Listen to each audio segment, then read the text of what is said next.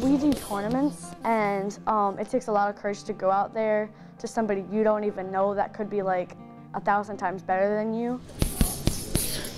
13-year-old Melody Stark had plenty of courage long before her new little sister Mackenzie got her interested in martial arts. She was taken away from her biological parents at age 4. When I was younger, I didn't think they were mean. I thought they were okay parents because they're my parents. I've looked different from other kids in school because I'd have something on me, like a bruise, or I was overly skinny or something. I just thought that's what it was supposed to be, so I didn't really think of it as much until I was taken away. Melody spent the next 6 years bouncing from one foster home to the next. She moved 11 times, 11 new homes, new rules, new people, and new schools. Yeah, it was more of just trying to settle in or be unseen.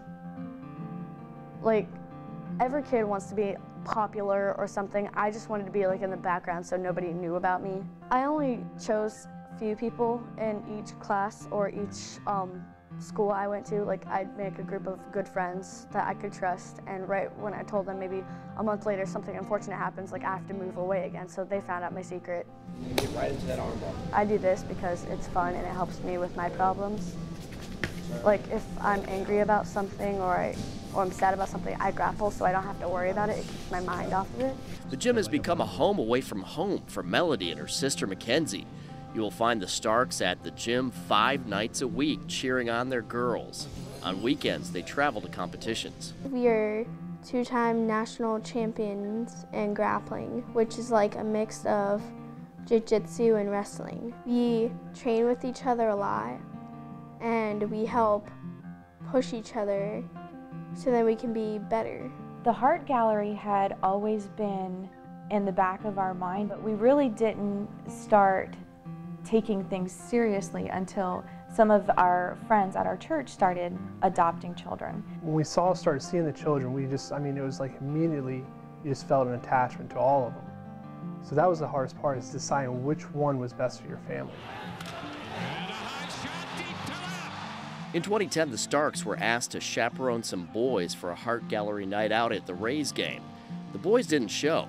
The Starks weren't looking for a match when they just happened to grab a seat next to a shy 10-year-old girl.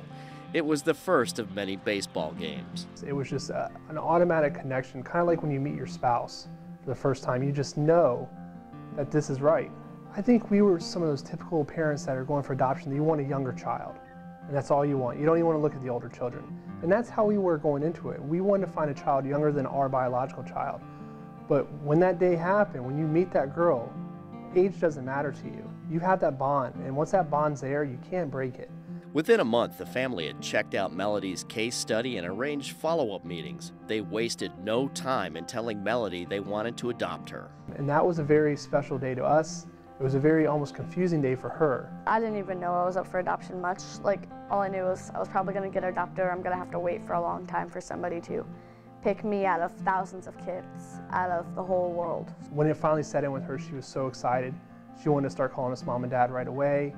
She was just very attached to us. And it was definitely one of those moments in my life I'll never forget. At first, there was some confusion with her because she had been to so many different foster homes.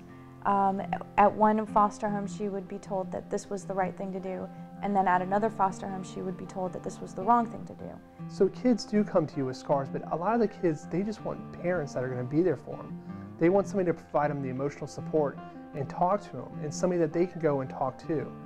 Somebody that they can just go up to and hug, and that's going to hug them back. I definitely feel like before I took the love of a child for granted, because I'm the first face that Mackenzie saw when she was born. I had to earn that love from Mel. I had to really be a good example because she's had so many other examples. The family continues to live by example and empower each other daily. Melody is now a straight-A student. She plays the French horn and already has her sights on a career in the Air Force. But first, there are more championships to conquer on the mat. When it finally hit me that it was forever, it was a good feeling because I finally found a family that loves me, and if they didn't, they wouldn't have adopted me from the beginning. Aside from typical teenager issues and sibling rivalry, it's like she's been with us the whole time. I can tell you that it's not as hard as a lot of people think it is. Most people that adopt once, adopt twice, and there's a reason for that, because it's so worth it. Once the girls are settled in their lives, we want to adopt boys. These kids that you see when you're walking through the mall at the Heart Gallery, they need a home, whether you're going to give it to them or not.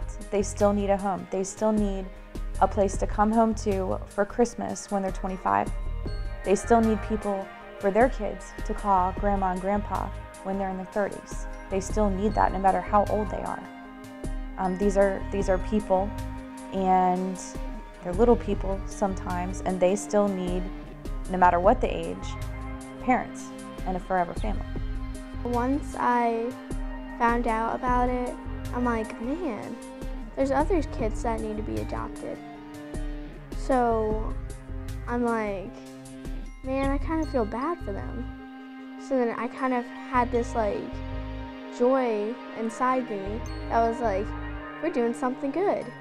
At night in foster care, I was like, how many more days until I have to leave? Or like, how many more foster homes do I do until I'm out of here? So like I can go to bed and say, hey Mackenzie, or I love you, or say, hey Mom and Dad, I love you guys, because I know it's a forever thing.